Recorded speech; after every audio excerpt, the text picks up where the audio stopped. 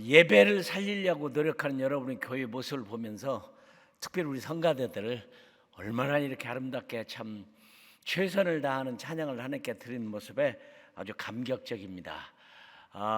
우리 감비아 사람들은 같은 곡을 1시간, 2시간 불러도 지지를 안 하고 막 춤을 추면서 불러요.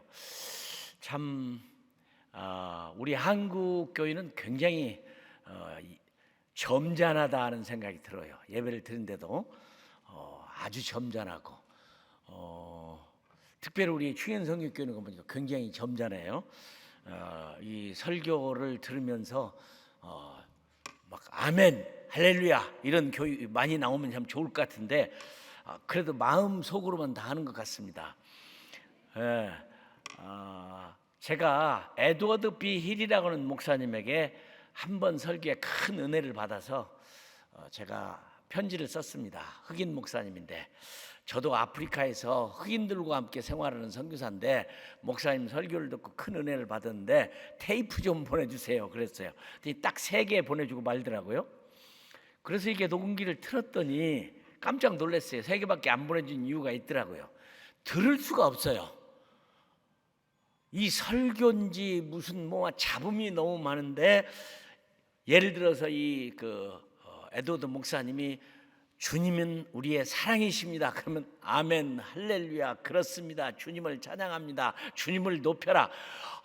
막 여러 그 높이는 소리가 너무 많아가지고 같이 녹음이 되니까 들을 수가 없어요. 누가 설교를 했는지를 모르겠어. 그게 3개가 다 이러는 거예요. 세상에 이런 교회가 있냐? 한번 가보자. 제가 미국 올 기회가 있어서 그 교회를 갔더니 자이온 미셔너리 베프티스트 처치 선교사 침례교회였는데 놀랍더라고.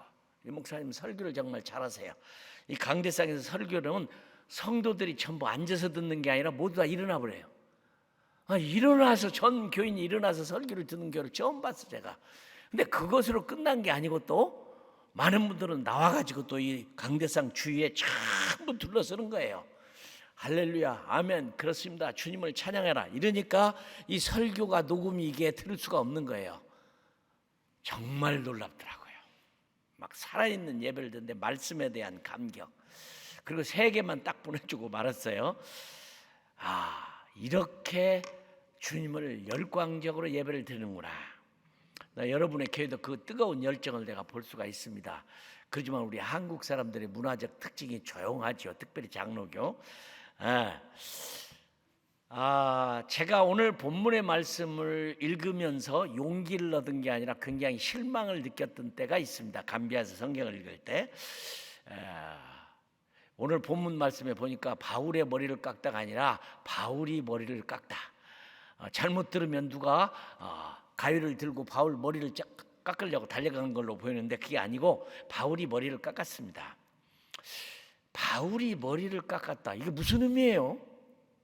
이발을 했단 말은 아닐 거고, 그렇죠? 이발을 했단 말도 아닌데 머리를 깎았다.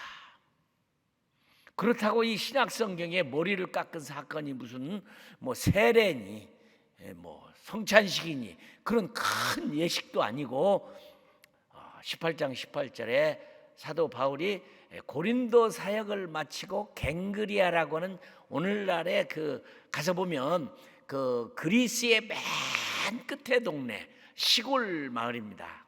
지금은 항구에 터밖에 안 남아 있는 터도 제대로 볼 수가 없는 그런 시골에 갱그리아라고 하는 곳에서 고린도 사역을 다 마치고 이제 시리아로 이제 새로운 복음을 전하러 가는데 그가 남는 시간에 기다리다가 머리를 깎았다. 이게 신약적으로 특별한 의미가 있는 것도 아닌데 이 머리 깎은 사건이 뭐길래 오늘 본문에는 기록이 되어 있는가? 제가 고민을 하다가 그것이 구약에 보면 어제 제가 설교를 할 때 하나님의 부름이 없으면 누구도 하나님의 일을 할 수가 없습니다. 레위인으로 태어나야 된다든지 특별히 왕으로 기름 부으심을 받았다든지 아니면 선지자로 부름을 받아서 농부라도 하나님이 쓰시면 콜링이 있으면 하나님의 일을 할 수 있는데 딱 한 가지 그저 평민으로 나도 주를 위해서 한번 살고 싶다. 콜링도 없고 부름도 없고 좋은 집안에 태어난 것도 아니지만 내가 그래도 한번 주를 위해서 살고 싶다 할 때 개인이 결심하는 것이 하나가 있는데 그게 나실인이라는 겁니다. 나실인. 하나님, 내가 뭐 평생으로 그렇게 살든 일주일을 그렇게 살든지 한 달을 그렇게 살든지 내가 하나님 앞에 작정하고 이 나실인으로서 한 주 동안 내가 포도주도 안 마시고 머리도 안 깎고 세상 죽은 시체에 손도 대지 않고 주님만을 오직 바라보고 내가 한번 헌신한 마음으로 주님께 살겠습니다. 그건 스스로가 하는 거예요. 주님이 하라는 것도 아니고 자발적으로 하는 겁니다. 그런데 이 기간 동안에 일주일이 됐든 2주일이 됐든 한 주일이 됐든 하나님 앞에 그렇게 사는데 혹시나 잘못해가지고 포도주를 마셨다든지 포도 식초를 마셨다든지 포도 씨앗을 먹었다든지 제가 좀 심하게 말하면 포도밥 옆에를 지나갔다든지 이러면은 이제 그건 실패한 거예요. 죽은 시체에 손을 댔다든지 이러면 이제 실패한 거예요. 그때 머리를 깎고 전제로 포도주를 드리고 주님, 제가 참 실수했네요. 다시 시작하겠습니다. 이럴 때 머리를 깎고 다시 시작합니다. 두 번째로는 성공을 했을 때 하나님, 일주일 동안 금식하고 주님만 생각하고 오로지 주님 얼굴만 바라보고 이 시간을 보냈는데 성공했습니다. 감사합니다. 그러면 머리를 깎고 전제를 드리고 I'm free, 나 자유했다. 하나님께 드린 그 기쁨의 감격에 삶을 다시 사는 의미가 이 나실인이에요. 근데 많은 분들이 이렇게 살았지만 평생을 나실인으로 사는 분도 있어요. 평생을 나실인으로 사는 그 대표적인 인물이 그 선지자 사무엘. 그 어머니가 너무너무 아픈 마음, 자식이 없는 고통을 느끼다가 사무엘을 하나님 앞에 드는데 기도할 때 성전에 가서 술 취한 듯 기도를 했어요. 참 멋있습니다. 기도가 이렇게 멋있어요. 430년 동안 그냥 반복하고 또 죄짓고 용서하고 또 회개하고 또 하나님을 찾고 은혜를 입고는 이 사사기서의 고통스러운 기간을 430년에 끝나게 만든 장본이 한 여인의 기도야. 그것도 아주 슬픔을 당해서 고통해서 술 취하듯 성전에 가서 눈물로 기도해서 내가 아들을 하나 주시면 하나님께 내가 멋지게 바치겠습니다. 이 나실인으로 살게 하는 사무엘의 그 어머니 그 기도가 430년의 그 고통스러웠던 사사기를 끝냅니다. 그리고 왕정시대가 다시 시작이 되는 거죠. 그 다음에 하나는 삼손, 그죠? 요즘에 많이 들고 다니는 삼손 가방이 있는데 이 삼손을 얻게 된 그 부모가 나실인으로 바쳐서 평생 머리에다 칼을 대지 않기로 그런 삶을 삽니다. 그러나 그것도 마지막에는 좀 안타깝게 두 눈을 뺨을 당하고 마지막에는 막 그 이단의 성전을 허물어뜨리고 죽어버린 슬픈 얘기로 끝나버리는 그 사건이 바로 사무엘 사건인데, 저에게 용기를 많이 일깨운 게 뭐냐면 사도 바울이 이만큼 살았으면 됐지, 줄이고 목마르고 헐벗고 매맞고 정처가 없고 그냥 수없이 두들겨 맞고 감옥에 갇히고 광주리를 타고 도망을 가고 막 이런 삶을 살아왔는데 고린도 교회에서도 그렇게 어렵게 힘들게 참 선교 사역을 했는데 이제 마치고 떠나면서 이만큼 했으면 됐지 그러잖아요. 그런데 다시 한번 나실인의 서약을 하고, 신약에서는 의미도 없지만 구약으로 돌아가서 나실인처럼 살고 머리를 깎고 배를 기다리고 아시리아로 가는 새로운 선교지를 가고 있는 바울, 이거 해도 너무한 거 아니냐. 제가 어제 설교한 대로 하용조 목사님은 70여 명의 장로식에 은퇴식에 장로님들 아니었으면 우리 교회가 이만큼 됐겠습니까? 여러분들의 수고와 헌신과 헌금과 그냥 뭐 학장 들어오고 총장 들어오고 뭐 별이 2개, 3개가 되고 회사 회장으로 살고 이렇게 살면서 죽도록 충성했는데 장로님들의 도움이 아니었으면 우리 교회가 이런 교회가 됐겠습니까 하고 칭찬할 줄 알았더니 무슨 은퇴가 있습니까? 그리스도 안에 무슨 은퇴가 있느냐? 그 설교에 제가 아주 그냥 벼락을 맞았었어요. 명설교였었죠. 맞는 말이죠. 우리가 주님의 일을 이만큼 하고 재산을 바치고 죽도록 충성하고 헌신했으니까 이만큼은 됐다 하고 우리는 그럴 때가 있어요.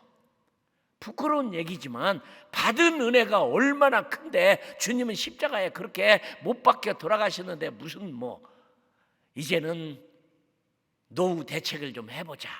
노후가 된다 하면 여행도 좀 다니고 여기도 가고 저기도 가고 좀 해봤으면 좋겠다. 이런 얘기가 어디 있습니까? 나를 보세요. 서서 설교 한 번도 제대로 보라는 나를 보세요. 그런 말이 어떻게 나옵니까? 그런 얘기를 들은 것처럼 오늘 사도 바울은 그만큼 수고했으면 그만큼 갇히고 얻어 터지고 195달의 태장을 맞고 살 소망도 끊어지는 일을 했으면 이때쯤이면 안식년도 하고 노후 대책도 하고 그럴 만하지만 안 하는 사도 바울. 저도 인간적으로는 보면 고생 많이 했어요.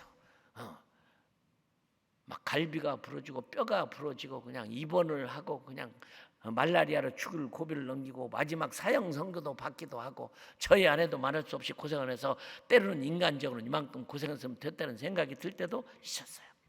그러나 사도 바울은 그만큼 하고도 혹시 여러분 중에는 내가 장로님으로 목사님으로 권사님으로 이만큼 섬겼으니까 이제는 좀 쉬자 그런 생각이 있나요?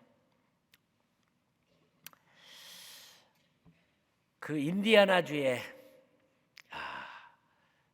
The First Baptist Church의 잭 하일스 목사님이라는 분 유명한 분입니다. 이분은 목회를 하는데요 얼마나 설교를 강하게 했는지 죽도록 충성해라 재산 다 바쳐라 그 모양의 예수를 믿는 거냐 죽도록 충성해라 금식해라 막 무시무시한 설교 너무 힘든 설교를 하시는 목사님이야. 얼마나 성도들이 그분의 설교가 듣기가 힘들었던지 교인 하나가 그냥 갑자기 일어나서 권총으로 쏴버렸어. 너무 힘들게 하는 설교를 하니까. 그래서 소문을 들으니까 앞에다가 이렇게 그냥 방탄 벽을 만들어 놓고 설교를 했다고 그래요. 그 사람이 2번이나 권총을 쐈어. 너무너무 힘든 설교를 하니까. 그런데 놀랍게도 이 교회가 꽤 힘든 설교를 하는데 그 교회를 떠나는 사람이 하나도 없다는 거예요.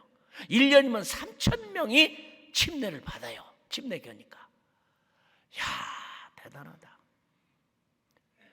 맞습니다. 교회가 우리가 그냥 꿀발림을 바른 것처럼 설탕을 바른 것처럼 막 행복한 삶을 살아라 좋은 가정을 만들어서 행복이 넘치는 가정을 살아라 그냥 그런 설교를 해야 좋아하는 세상이죠. 교회만큼은 진리를 말하는 것이 아닌가요? 사실을 말하는 것이 아닌가요? 완벽하고 절대적인 진리, 변할 수 없는 진리 이것이 교회인데 얼마나 힘들면 권총을 쏘았겠어요. 그래서 제가 유튜브에 들어가서 보니까 그 말은 진실이 아니더라고. 이건 안 만들었더라고요. 달콤한 설교를 해야 될까요? 귀에 듣기에 좋은 설교를 해야 될까요?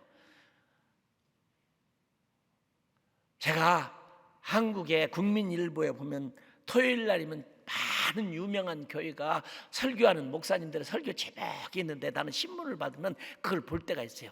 이 교회는 무슨 설교를 하나, 이 교회는 무슨 설교를 하나, 무슨 설교를 보면은 죄송한 얘기가 나 실망할 때가 더 많아요.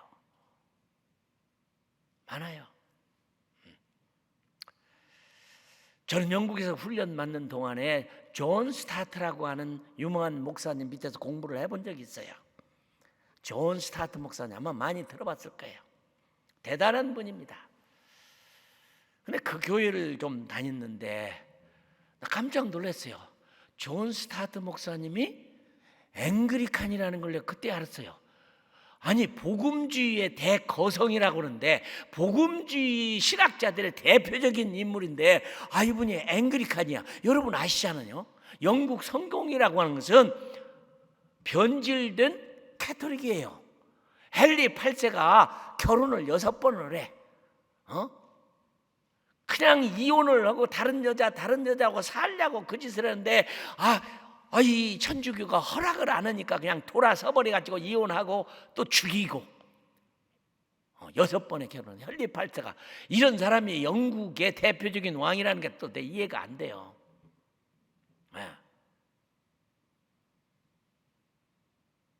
그게 앵그리칸이에요. 제가 감비아에 사역하는데 앵그리칸 선교사님하고 같이 일을 했는데 그분이 재밌어.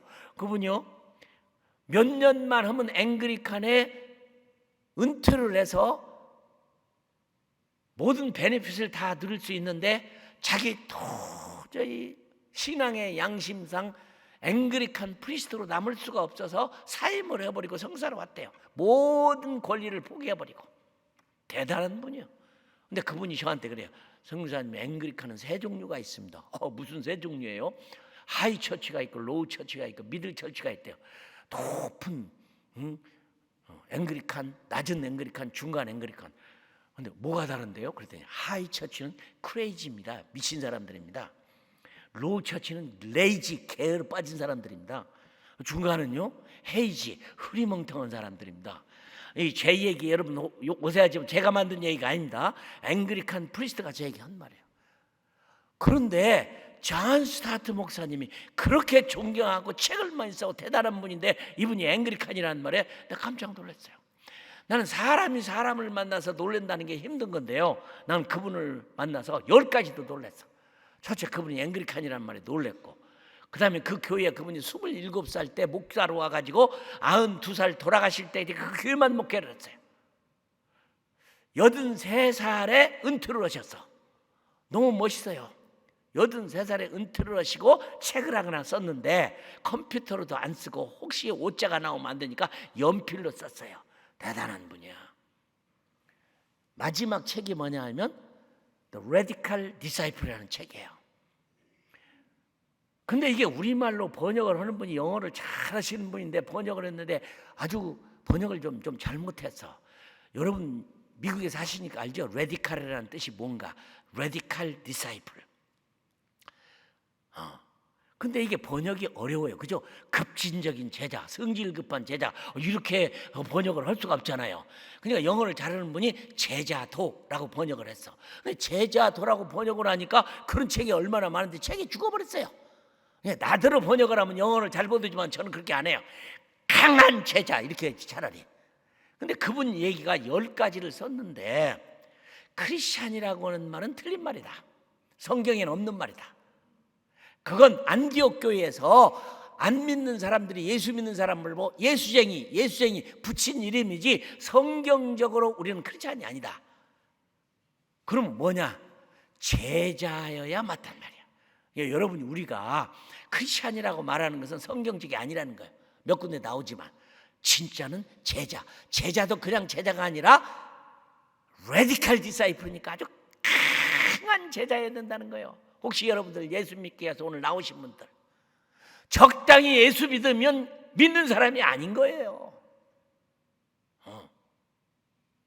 이분 얘기가 마지막으로 책을 썼어. 92살에 돌아가실 때 83살에 그것도 연필로 썼어요. 얇은 책을 썼는데 기독교의 시작은 아브라함으로부터 시작입니다. 아브라함이 어떻게 했어요? 하나님이 아브라함아 네 독자 아들 이삭을 모리아산에 가가지고 목을 자르고 팔을 자르고 다리를 자르고 배를 잘라서 내장을 꺼내서 불로 태워드리라. 이게 번제입니다. 이게 기독교의 시작이에요. 그분의 얘기예요. 아들을 칼로 죽이려고 가슴에 칼을 품고 간 아버지, 이게 기독교의 시작이란 말이죠. 그러니까 제자도 그냥 제자가 아니라 강한 제자, 레디칼 디사이플. 이분을 보고 또 하나 놀란 게 이분은 평생 결혼을 안 했어요. 혼자 사셨어. 대단하다. 그리고 이번에는 오전에는 누구도 안 만나요. 전화도 안 받아. 성경 보고 기도하고 책 쓰느라고 전화도 안 받아. 대단하신 분이요.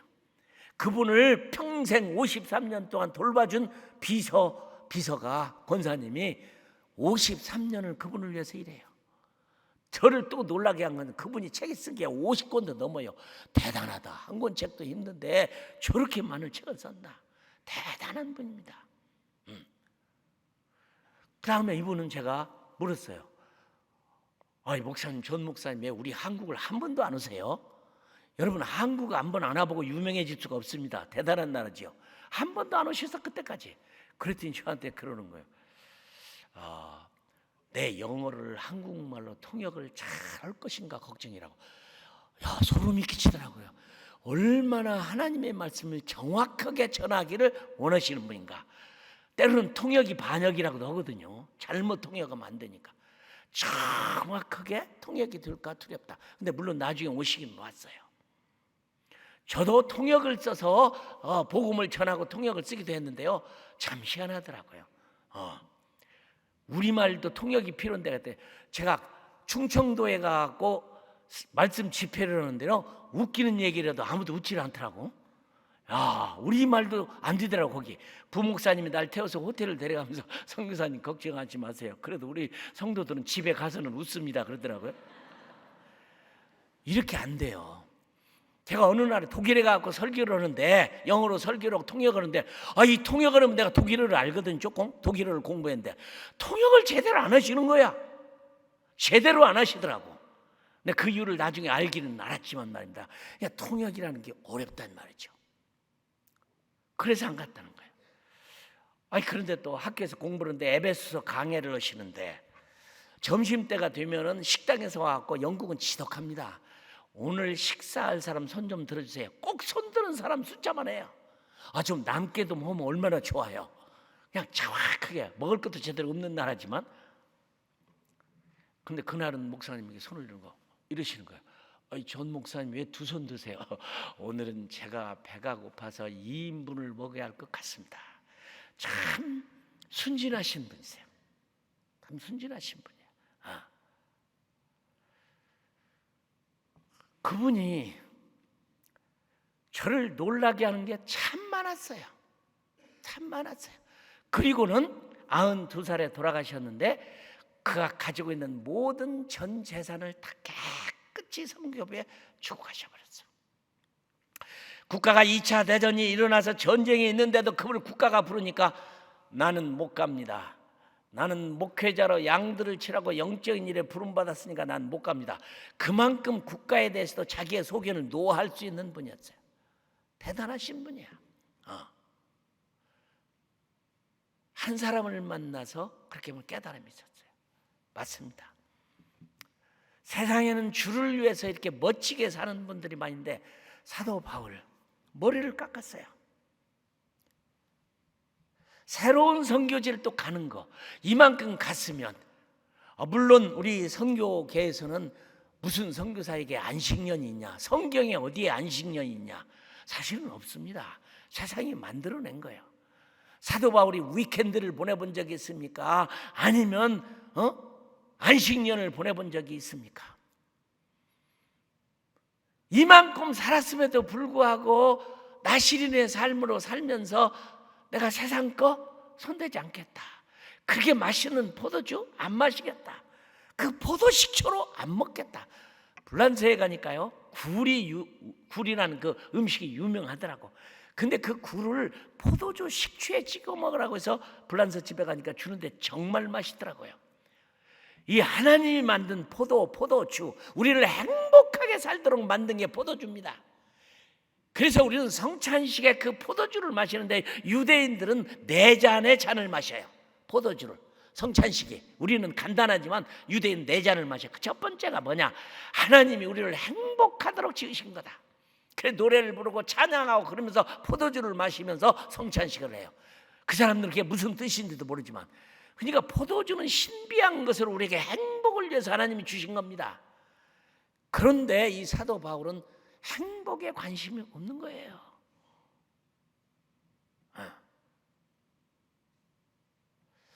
어쩌면 이렇게 오직 주님 한 분만으로. 저는 요즘에요 참 고민이 많은 게 옷이 너무 많아요. 버리기도 아깝고 입기도 힘들고 옷의 재앙이라고 합니다. 근데 제가 필라델피아의 랭캐스터에 집회를 갔는데 MEC들이 있더라고요. 검정 옷 입고 흰 옷 입고 도와주는. 내가 그 동네에 들어가서 물었어요. 아니 당신들 꼭 이렇게 유니폼 같은 검정 옷 흰 옷 입고 자동차도 타지 않고 세상 학교도 안 보내고 자녀들이 그때 초등학교 6년에 그 중학교 1, 2학년만 마치면 다 끝나버리는 그렇게 꼭 예수 믿고 살아야 되느냐. 근데 그분이 그래요. 당신들처럼 때를 따라서 유행을 따라서 좋은 옷을 그렇게 많이 입고 사는 게 하나님을 섬기는 일에 무슨 도움이 됩니까? 깜짝 놀랐어요. 옷 잘 입고 좋은 명품은 입고 명품 드는 게 하나님을 섬기는 일에 무슨 도움이 되느냐? 부끄럽더라고요.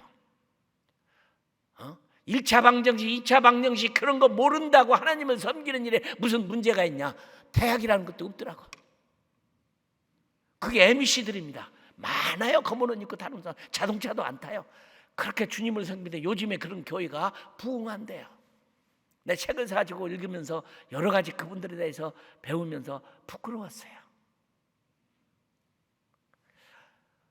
우리 감비아에 어떤 장로님 네 분이 와가지고 저 사역하는 거 보더니 갑자기 본인이 차고 있던 오메가 금빛 오메가 시계를 벗어서 저를 주더라고요. 성사님 나 많이 찼는데 이제 성사님 줄 테니까 차세요.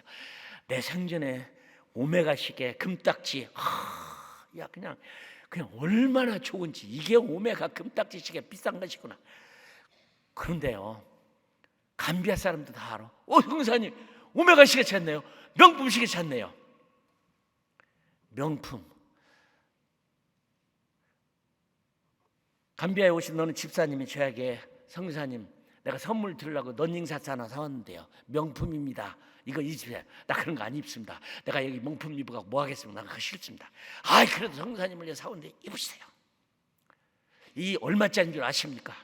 그거 얼마짜리인데요? 500불이래요. 나는 런닝사스 하나에 500불이라는 얘기를 내 평생에 처음 들었어. 죽어도 입어야 된다고 해서 한번 입어보니까 좋긴 좋더라고요. 특별하더라고 정말. 근데 제가 고민이 생겼어요. 이 런닝사스를 입고 설교를 하겠어요? 런닝사스를 입고 대통령 궁을 가겠어요? 온 세상에 돌아다니면서 이 런닝사스가 500불짜리 명품이라고 떠들고 다니겠어요? 전혀 쓸모없는 것이더라고. 시계를 내가 벗어도 단기성교 온천하면 야 네가 차라 그냥 주워버렸어요. 시험거리더라고. 나는 우리 선교사들이 그럽니다. 선교지 갈 때 명품 가져가지 말아라. 하용료 목사님이 그러시더라고요. 내가 어느 날 신문에 보니까 무슨 가방이 있는데 쥐똥인지 물똥인지 비똥인지가 하는 그런 그 가방이 있는데 여자분들이 좋아하는데 그게 자동차 가격이더라고. 얼마나 비싼지 좋은 게. 내가 파리에 갈 기회가 있어 가고 한번 그 명품 좀 들어가 봤어요. 야 좋긴 좋더라고. 그걸 중국 사람들이 막 살라고 막 얼마나 줄을 서다 모자라서 못 팔더라고. 근데 하영규 목사님 그러시더라고. 그런 명품을 들고 있으면 모든 사람이 부러워한대요. 맞죠? 부러워해요. 근데 그 다음 말이 중요해. 아무도 존경하지는 않는데. 그죠? 부러워하지만 존경하지는 않아요. 오늘 사도 바울은 여기에서 그 나시린으로 사는데 그 마시는 포도주도 세상 것을 다 죽은 시체로 생각하고 손대지 않겠다고. 그리고 결심하고 시리아로 또 가서 그 길을 가는 참 안타까워. 그 주님이 어떤 분이에요? 누구예요? 우리는 모르고 살지요. 모르고 살아요. 하나님이 이스라엘 백성을 그렇게 잘 살던 애굽 땅에서 광야를 40년을 통과해서 가나안 복지에 가는데 모두가 다 그리워했어요. 마늘도 좀 먹고 양파도 먹고 수박도 좀 먹는데 왜 우리를 데려와서 이렇게 광야에서 힘들게 하느냐. 겨우 그들이 꿈꾸는 게 수박이고 그들이 꿈꾸는 게 마늘이고 그들이 꿈꾸는 게 양파더라고요. 하나님이 이 가나안 복지를 젖과 꿀이 흐르는 곳을 가는 그 과정이 어렵고 힘들지만 특별히 저는 걱정입니다. 우리 미국에 사시는 여러분들, 미국만큼 좋은 나라가 세상에 어디 있습니까? 미국만큼 좋은 나라가 어디가 있어요? 투잡을 뛰든 쓰리잡을 뛰든 뛰면 돈 벌고 살고 그 새끼 먹는 이런 나라. 그런데 나는 걱정이 됩니다. 로렌 커닝햄 목사님을 제가 옛날에 만났는데, 목사님하고 대화를 하는데 로렌 커닝햄 목사님 그래요. 이재원 선교사님, 내가 70년대에 하나님의 계시를 받았는데 하나님이 세상을 복음화 시키는데 하나님 쓰실 나라가 있는데 노르웨이, 뉴질랜드, 코리아를 사용했다고 하는 거예요. 그 사실입니까? 사실이래요. 음성을 들었대요. 그런데 그랬어요. 난 노르웨이 선교사를 본 적이 없는데요. 아니요, 과거에는 도시 선교에 노르웨이 선교사들을 통해서 얼마나 큰일을 했다, 역사에 보니까 있더라고요. 그냥 뉴질랜드 선교사, 뉴질랜드 내가 집회도 가봤는데 뉴질랜드 선교사 과거는 있었지만 지금은 다 죽어서 별로 힘이 없는데요. 그러면 대한민국을 크게 사용하신 거 너무 기뻐요. 그렇죠? 정말 자랑스럽습니다. 내가 시간이 없어서 한국 얘기를 다 못하지만 자랑스러워요. 너무너무 자랑스러워요. 그러면 노르웨이처럼 뉴질랜드처럼 한국도 쓰다가 버림받는 겁니까? 다음이 어느 나라입니까? 그때 대답은 안 하시고 중국을 잘 보세요 그러더라고. 제가 중국이 앞으로 쓰임받아 될 것이라고 생각하고 중국을 열심히 다니다가 블랙리스트에 올라왔고 지금은 들어가지도 못해요. 근데 중국 교회 가서 집회를 많이 했는데 지금은 만나면요, 중국 목사님들이 굉장히 코가 죽었어요. 왜? 중국 교회를 통해서 세계 선교를 하는 가능성을 찾았는데 안 보이는 거예요. 왜 안 보이느냐? 없어요. 안 돼요. 미래가 안 보여. 왜 안 보이냐? 핍박과 고통과 감옥에 집어넣고 사형시키고 그렇게 핍박을 하던 중국 교회 때는요, 교회가 부흥했어요. 그렇게 뜨겁게 부흥했어요. 뜨거웠어요. 교회가. 내 눈으로 현장을 가서 봤어요. 어떤 교회를 가서 온 예배 시작해서 끝까지 우는 거예요. 그냥 설교하는 목사님도 울고 성도들도 울고. 그래서 내가 물었어요. 왜 이렇게 울면서 예배를 드립니까?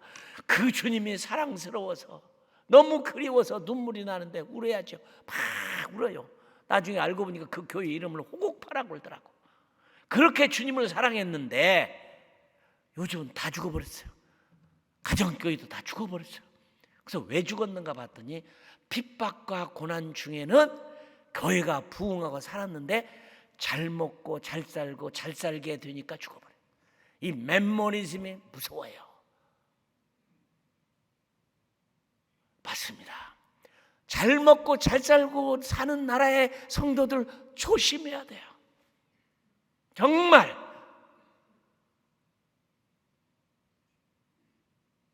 푹신푹신한 의자에서 따뜻한 소파에서 맛있는 음식을 먹다가 다 잊어버린 게 요나입니다. 박능꿀의 뜨거움을 이기고 조금 있는데 하나님이 박능꿀을 먹기마다 뜨거우니까 막 화를 내는 거예요. 왜 나를 이렇게 힘들게 여기까지 불러서 이 뜨거운 태양에 힘들게 합니까? 왜 그 박능꿀을 먹게 만들었습니까? 너 죽어가는 육축과 사람들이 안 보이느냐? 너는 그거 안 보이느냐? 우리는 소파에 앉아서 다 잊어버리고 살아요. 사도 바울 멋있습니다.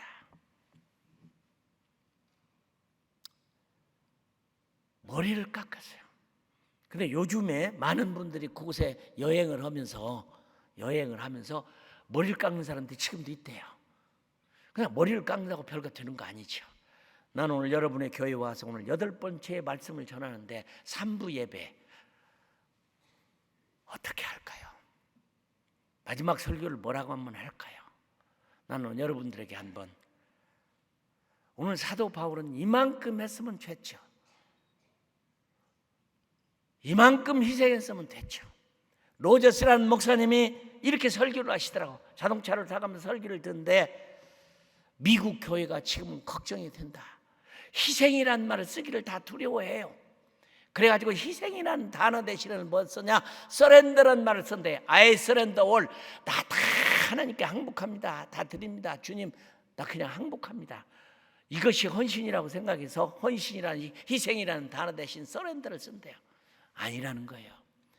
그 다음에는 뭐냐? 데디케이션이란 말을 쓴대요. 나를 드립니다. 나 바칩니다. 어린아이들 주님 앞에 이렇게 하나님 앞에 드리는 걸 데디케이션 서비스라고 한단 말이죠.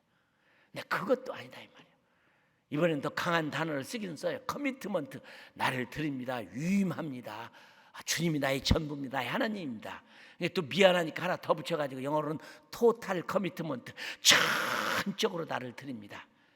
그러나 아무 단어도 적당한 단어가 아닙니다. 진정한 단어라고 하는 것은 sacrifice.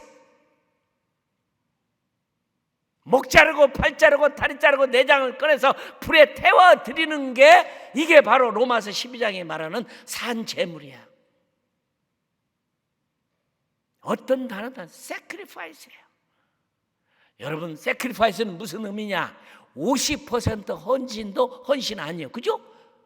덜 죽었는데 80%도 진짜 헌신이 아니에요. 90%도 아니에요. 99%도 아니에요. 왜? 우리가 헌신 예배를 드리면 내가 죽었잖아요. 하나님께 나를 완전히 living sacrifice, 산 제물이지만 하나님께 목 자르고 팔 자르고 다리 자르고 내장을 꺼는 것처럼 드리는 게 이게 sacrifice인데, 미국 교회도 단어가 무서우니까 그런 단어는 안 쓴다. 깜짝 놀랐어요. 오늘 성경이 우리들에게 요구하는 건 뭐일까요? Radical disciple.